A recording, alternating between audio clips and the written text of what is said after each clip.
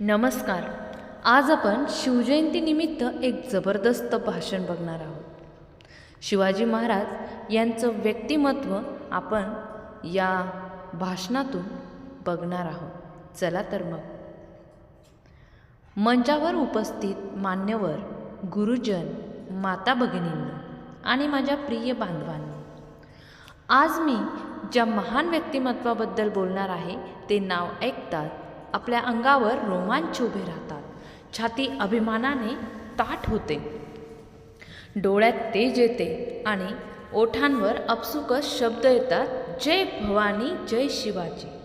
हा केवळ इतिहास नाही, हा प्रेरणेचा ज्वालामुखी आहे, हा स्वाभिमानाचा दगदगता अंगार आहे आणि हा अन्यायाविरुद्ध उभं राहण्याची हिंमत देणारा जिवंत आदर्श आहे. आणि त्या आदर्शाचं नाव आहे, ते नाव म्हणजे हिंदवी स्वराज्याचे संस्थापक, रयतेचे राजे छत्रपती शिवाजी महाराज होय. मित्रांनो, जरा विचार करा, जर त्या काळात शिवाजी महाराज जन्माला आले नसते तर आपला इतिहास कसा असता, आपली संस्कृती, आपला धर्म, आपली ओळख हे टिकली असती का?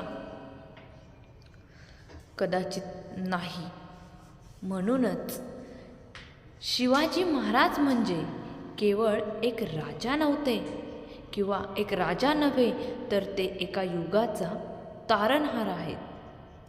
19 फेब्रुवारी 1630 रोजी शिवनेरी किल्ल्यावर माता जिजाऊंच्या कुशीत एक तेजस्वी बालक जन्माला आले आणि त्या बालकाचे नाव ठेवण्यात आलं शिवबा. मित्रांनो, पण हा शिवबा साधा नव्हता. हा बालक पुढे जाऊन इतिहास बदलणारा होता. मित्रांनो, गुलामगिरी संपवणारा होता आणि लाखो लोकांच्या मनात स्वाभिमानाची ज्योत पेटविणारा होता. त्यांच्या व्यक्तिमत्वाचा पाया रचला गेला तो माता जिजाऊंच्या संस्कारांनी. त्यांनी रामायण, महाभारत, संतांची चरित्र, धर्म, नीतिमत्ता, पराक्रम आणि न्याय यांचे धडे देत शिवबाच्या मनात स्वराज्याचे बीज पेरले. त्या नेहमी सांगायच्या की अन्याय सहन करायचा नाही आणि हेच आयुष्यभर शिवबांनी जपले. दादाजी कोंडदेवांनी त्यांना घोडेस्वारी, किल्ले जिंकणे, प्रशासन, युद्धनीती शिकवली. लहानपणापासूनच शिवबा डोंगरदऱ्यात भटकत, मित्रांसोबत तलवारबाजी करत, गनिमी काव्यांचे डावपेच आखत आणि तिथेच नेतृत्वाचे धडे घेत होते. त्या वयात शिवबा दगडावर झोपत, किल्ल्यावर चढत आणि स्वराज्याचं स्वप्न रंगवत होते. हिंदवी स्वराज्याचं म्हणजेच रयतेचं राज्य, जनतेचं राज्य, स्त्रियांना सन्मान असलेलं राज्य हे बघत होते. वयाच्या अवघ्या 16व्या वर्षी त्यांनी तोरणा किल्ला जिंकून स्वराज्याची पहिली पायरी चढली. त्या वयात आपण शिक्षण आणि खेळ यातच गुंतलेलो असतो, पण शिवाजी महाराज राज्य उभारत होते. तोरण्यानंतर राजगड, पुरंदर, रोहिडा, कोंढाणा असे अनेक किल्ले त्यांनी जिंकले आणि स्वराज्याचा पाया अधिक मजबूत केला. त्यांच्या विजयामागे केवळ तलवार नव्हती, तर बुद्धिमत्ता, रणनीती आणि प्रचंड आत्मविश्वास होता. शिवाजी महाराज पराक्रमी होतेच, पण तितकेच ते दयाळू, न्यायी आणि नम्र होते. त्यांनी कधीही जनतेवर अन्याय केला नाही. शत्रूच्या स्त्रियांनाही माता भगिनी मानलं आणि स्त्रियांचा सन्मान त्यांनी जपला. म्हणूनच जनता त्यांना राजा नव्हे तर आपला कुटुंब प्रमुख मानायची. अफजल खानासारख्या बलाढ्य शत्रूचा वध करून त्यांनी शौर्याची पराकाष्ठा दाखवली. पन्हाळ्याच्या वेढ्यातून सुटताना बाजीप्रभू देशपांडे यांच्या बलिदानाने स्वराज्याचा इतिहास सुवर्ण अक्षरांनी लिहिला गेला. आग्र्याहून सुटताना त्यांच्या बुद्धिमत्तेने औरंगजेबालाही चकित केलं. त्यांनी गनिमी काव्याचा वापर करून शत्रूंना गुंगारा दिला आणि कमी सैन्य असून देखील मोठमोठ्या साम्राज्यांना पराभूत केलं. किल्ल्यांची साखळी निर्माण केली आणि प्रशासनात शिस्त आणली. अष्टप्रधान मंडळ, न्यायव्यवस्था, शेतकऱ्यांवर कमी कर आणि हीच त्या लोककल्याणकारी राजाची खरी वैशिष्ट्ये होती. पुढे 6 जून 1674 रोजी रायगडावर त्यांचा अभिषेक पूर्ण झाला आणि हिंदवी स्वराज्याला अधिकृत मान्यता मिळाली. हा क्षण प्रत्येक मराठी माणसाच्या इतिहासातील सुवर्ण क्षण होता. पुढे आयुष्यभर त्यांनी स्वराज्य विस्तारासाठी संघर्ष केला आणि 3 एप्रिल 1680 रोजी ते देहाने आपल्यात नसले तरी त्यांच्या विचारांनी, प्रेरणेने ते आजही प्रत्येकाच्या हृदयात जिवंत आहे. मित्रांनो, शिवाजी महाराज आपल्याला शिकवतात की स्वप्न मोठं असावं, मेहनत प्रामाणिक असावी, निर्णय धाडसी असावेत आणि मनात देशप्रेम असावं. आजच्या पिढीने मोबाईल, व्यसन, आळस सोडून शिक्षण, शिस्त, संस्कार आणि राष्ट्रसेवा यांचा मार्ग स्वीकारला तरच आपण शिवरायांचे खरे वारसदार ठरू. आपल्या आयुष्यातील प्रत्येक क्षणी स्वाभिमान जपा, स्त्रियांचा सन्मान करा, अन्यायाविरुद्ध उभे राहा आणि देशासाठी काहीतरी करण्याची जिद्द ठेवा. हीच खरी शिवबांना आदरांजली ठरेल. स्वराज्याच्या इतिहासातील त्या थरारक घटना ज्या ऐकल्या की रक्त सळसळतं, अंगात नवं बळ संचारतं आणि अभिमानाने छाती ताठ होते. तोरणा, राजगड, पुरंदर असे किल्ले जिंकून स्वराज्याची पायाभरणी झाली खरी, पण खरी लढाई आता सुरू झाली होती. कारण स्वराज्य वाढत होतं आणि त्याचवेळी शत्रूचा रोषही वाढत होता. आदिलशहा, निजामशहा आणि मोगल या तिन्ही सत्तांना शिवाजी महाराजांचा उदय खटकत होता. एका तरुण मराठा राजाने एवढ्या मोठ्या साम्राज्यांना आव्हान द्यावं हे त्यांना सहन होत नव्हतं. पण शिवाजी महाराजांसाठी स्वराज्य हे केवळ स्वप्न नव्हतं, तर ती त्यांची शपथ होती, त्यांचा श्वास होता. आता पुढे आपण बघत आहोत तो सुवर्णक्षण ज्याने स्वराज्याला अधिकृत ओळख मिळाली, ज्याने मराठी माणसाच्या इतिहासात अभिमानाचा नवा अध्याय लिहिला आहे आणि ज्याने संपूर्ण जगाला सांगितलं, होय आम्ही गुलाम नाही, आम्ही स्वतंत्र आहोत. मित्रांनो, अफजलखानाचा वध, पन्हाळ्याची सुटका, आग्र्याहून सुटका आणि अनेक विजयानंतर स्वराज्य भक्कम झालं होतं. किल्ले वाढत होते, सैन्य वाढत होते, लोकांचा विश्वास वाढत होता. पण शिवाजी महाराजांना एक गोष्ट खटकत होती की स्वराज्य आहे पण अजून त्याला अधिकृत मान्यता नाही. राजा म्हणून जनतेच्या मनात ते आधीच विराजमान होते, पण आता जगालाही मान्य करायला लावायचं होतं. आणि म्हणून ठरलं राज्याभिषेक. 6 जून 1674 रायगडावर सुवर्णक्षण उगवला. संपूर्ण रायगड साजरा झाला होता. भगवे झेंडे, तोरणं, फुलांची सजावट, ढोल ताशांचा गजर, मंत्रोच्चाराचा निनाद. वातावरणात एक वेगळीच ऊर्जा होती. गागा भट्टांसारख्या विद्वान पंडितांच्या हस्ते शिवाजी महाराजांचा विधिवत राज्याभिषेक झाला आणि ते झाले छत्रपती शिवाजी महाराज. मित्रांनो, हा केवळ एका राजाचा राज्याभिषेक नव्हता, तर तो स्वाभिमानाचा राज्याभिषेक, हिंदवी स्वराज्याच्या स्वप्नांचा राज्याभिषेक, प्रत्येक मराठी माणसाच्या आत्मसन्मानाचा राज्याभिषेक. आणि त्या दिवशी गुलामगिरीची साखळी तुटली आणि स्वातंत्र्याचा सूर्य उगवला. राज्याभिषेकानंतर महाराजांनी फक्त सत्ता उपभोगली नाही, तर आदर्श राज्यकारभार उभारला. त्यांनी अष्टप्रधान मंडळ स्थापन केलं. पेशवा, अमात्य, सुमंत, सचिव, सेनापती, न्यायाधीश अशा विविध पदांवर सक्षम लोक नेमले. कारण त्यांना माहीत होतं की एकटा राजा राज्य चालू शकत नाही, योग्य माणसं निवडणं हीच खरी ताकद आहे. प्रशासनात पारदर्शकता, शिस्त आणि न्याय या गोष्टी त्यांनी पाळल्या. शेतकऱ्यांवर अन्याय होऊ दिला नाही, कर कमी ठेवले, दुष्काळात मदत केली, जनतेला सुरक्षितता दिली. मित्रांनो, शिवाजी महाराजांनी कधीही जनतेला लुटलं नाही, उलट जनतेसाठी खजिना उघडला. म्हणूनच त्यांना रयतेचा राजा म्हटलं जातं. त्यांच्या राज्यात स्त्रियांचा सन्मान सर्वोच्च होता. युद्धात सापडलेल्या स्त्रियांनाही त्यांनी सन्मानाने घरी पाठवलं. शत्रूची स्त्री असो वा आपली, त्यांच्या दृष्टीने त्या माता भगिनी होत्या. असा संस्कारशील आणि चारित्र्यवान राजा इतिहासात क्वचितच सापडतो.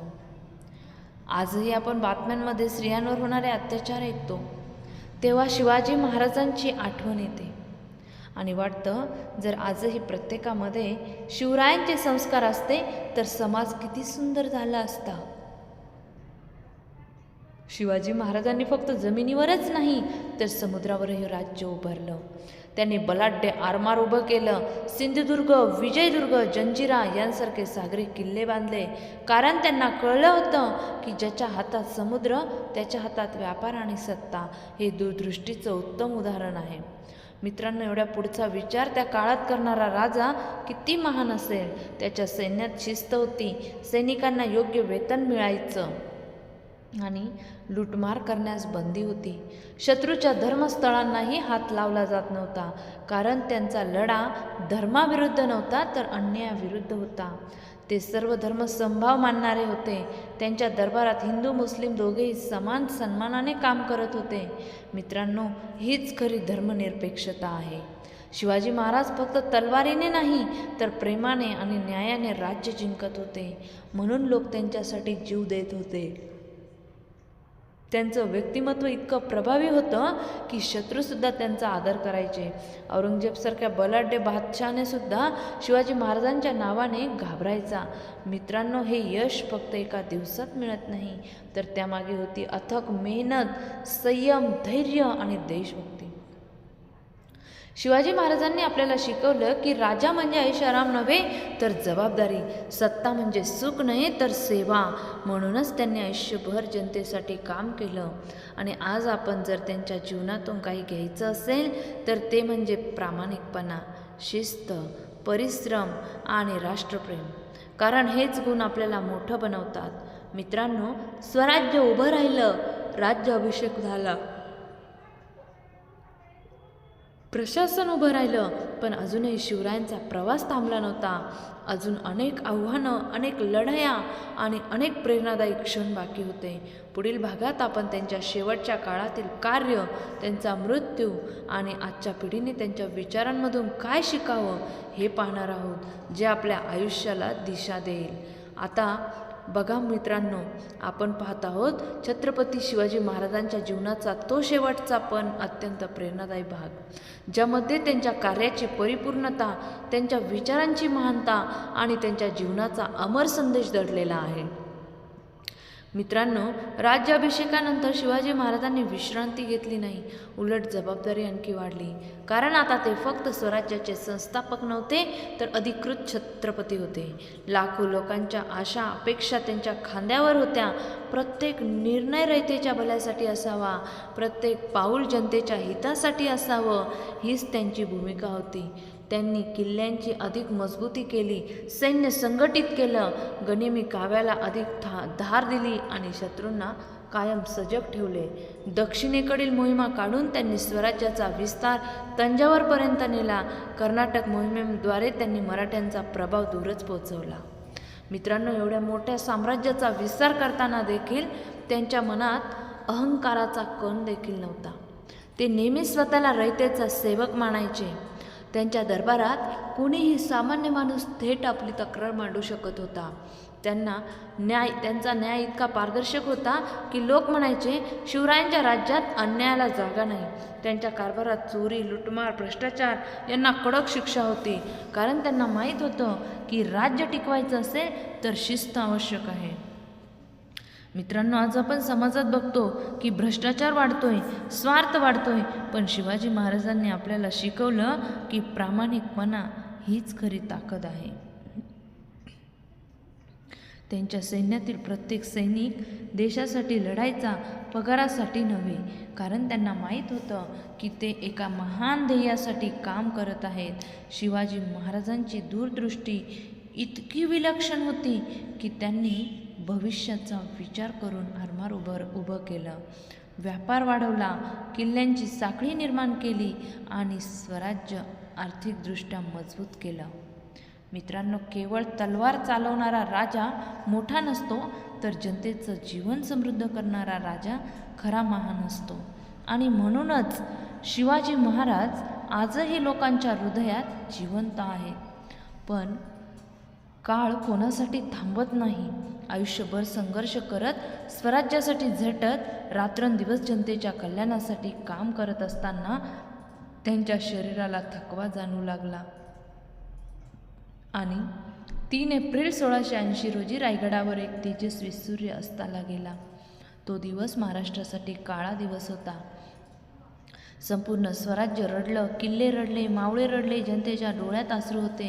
कारण त्यांनी फक्त राजा गमावला नव्हता, तर त्यांनी आपला आधारस्तंभ गमावला होता. पण मित्रांनो, महान माणसं कधी मरत नाही, त्यांचे विचार अमर असतात. शिवाजी महाराज आज देहाने आपल्यात नसले तरी त्यांच्या विचारांनी, त्यांच्या पराक्रमाने आणि त्यांच्या आदर्शांनी ते आजही प्रत्येकाच्या मनात जिवंत आहेत. आज प्रश्न असा आहे की आपण त्यांच्या जयंतीला फक्त मिरवणुका काढायच्या का फक्त घोषणाबाजी करायची, की त्यांच्या विचारांना आपल्या जीवनात उतरवायचं? जर आपण खरोखरच शिवरायांचे वारसदार असू तर आपल्या आयुष्यात शिस्त आणली पाहिजे, आईवडिलांचा सन्मान केला पाहिजे, स्त्रियांचा आदर केला पाहिजे, देशासाठी काहीतरी केलं पाहिजे. मोबाईल, आळस, व्यसन यापासून दूर राहून शिक्षण, परिश्रम आणि प्रामाणिकपणाचा मार्ग स्वीकारला पाहिजे.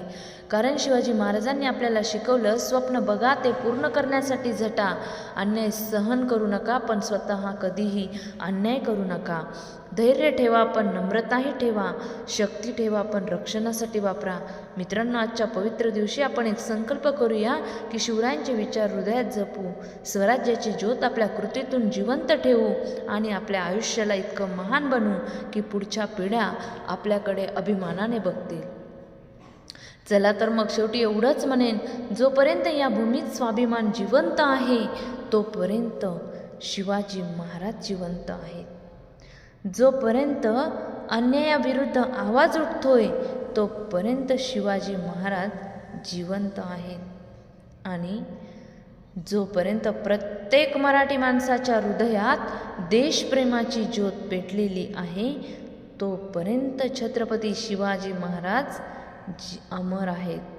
चला सर्वांनी एकाच आवाजात गर्जना करूया, जय भवानी, जय शिवाजी.